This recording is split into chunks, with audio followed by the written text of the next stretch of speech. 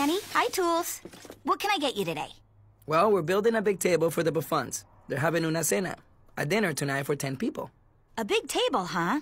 Okay, well, you'll need some wooden posts for legs and some long screws. Here are some screws and some posts. Now you'll also need a piece of wood for a tabletop. How many people did you say are coming to the dinner party? 10. So you'd better leave the wood extra long. We'll cut it to the perfect length when we get there. Gracias, Stretch. Okay, Dusty. This should be the perfect length for a table for 10. Shut us, Stewart.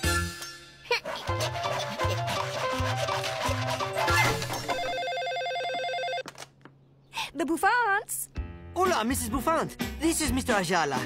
I have some bad news. Our babysitter is sick, so we can't make it to La Cena, the dinner tonight. I'm so sorry to cancel this late. Oh, well, that's quite all right, Mr. Ayala. We understand. Oh, thank you. But I'm very sad that I'll miss your famous giant meatballs. Oh, that's very sweet. But you know what? We'll have another dinner party soon, and you can try them then. Oh, Dwayne, that was the Ayalas. They can't make it to the dinner party tonight. Can't make it? But I've already planned for 10 people. Now, don't you worry, Pumpkin. I'll just freeze 2 of the meatballs, and we can have them next week as leftovers. But what about the table? It's going to be too big. We can't have a nice conversation if we're too far away from one another. You see, it's not what I planned. Well, how about we make the table smaller? Can you do that, Manny? Of course, Mr. Buffont. Stretch, can you measure 2 more feet from the end of the table? Sure thing, Manny. Okay, Dusty. 1 more cut. There. Now the table will seat 8 people perfectly. Phew. Great, Manny. Okay, so now with the Ayalas gone, Mr. Kumar will be sitting next to Maria, and Mr. Kumar likes dancing, so... Okay, this could still work.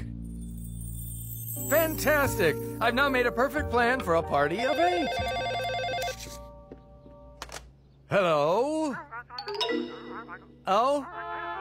Oh, really? I see. Okay. Well, thanks for calling. That was Maria and Oleg. Their car broke down this afternoon, so now they can't make it to dinner either. Manny, do we have time to make it a table for 6? Don't worry, Mr. Buffon. We can handle it. Okay, Tools. Cut off another 2-foot section. Okay. It's taken a lot of work, but I think I've got the perfect plan for a party of 6. Now what? Hello? Hi, Dwayne. It's Mr. Ayala. I've got some good news. We found another babysitter. We can make it to your dinner party after all. Oh?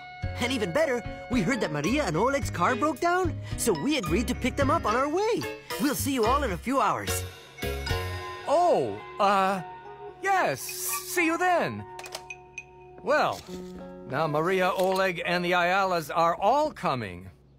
Oh, everyone can make it after all. Well, that is just wonderful. I'm not so sure about that, my little buttercup. How can we plan this dinner party if the number of guests keeps changing? Oh, you're right. I've already frozen the extra meatballs. I won't be able to have them ready in time. And Manny already cut the tabletop so that only 6 people can fit at it. Oh, what are we going to do? It's okay, Mr. Buffont. Sometimes plans change. But maybe you could try being a little more flexible. Flexible? How do I do that? Well, being flexible means finding another way to do something if the first way doesn't work out. For example, you planned Mrs. Buffon's famous giant meatballs for dinner.